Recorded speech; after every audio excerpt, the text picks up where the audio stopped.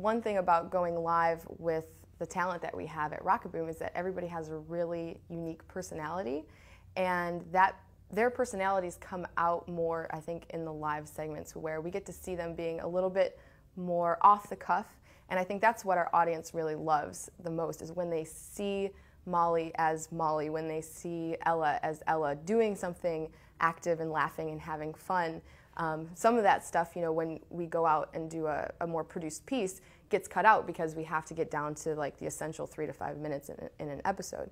But when it's live, you just see what's happening right there in that moment. And I think our audience really likes seeing that very real, natural side to all of our on-camera talent. The other really cool thing about live is that in a place like YouTube, for example, there's a great community that's already there, and they can send in comments, they can potentially influence a moment that happens in the broadcast. Because if they send in a comment, or perhaps they tweet something at us and we think it's great and Molly can read it, you know, when she's on camera, I think that that adds that sort of like, oh my gosh, you know, I'm part of the broadcast, they just made a shout out to me, or that was my question, and I think people get really excited about that. For the 2 Rocketboom variety style shows, the one that we had in the morning, we were thinking a little bit more like a morning show, the Today Show, where it was a combination of news stories, which is also like traditional to like Rocketboom, and then having like segments about New York City, segments about technology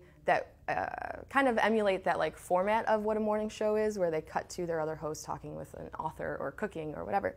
So we decided to kind of emulate that, but with Rocketboom and sort of internet culture. So we had a segment where Molly made a cake in a mug, and that was our cooking segment in the microwave.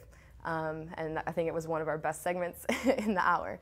We also had URDB came on with Ella Morton of Rocketboom NYC, and she did an interview with them in the top of the hour, and then she said, you know, tweet at us and come join us again at the end of the hour, and we're going to set some records based on your recommendations. So we like polled in the audience, and so that was very like morning show-esque in its format.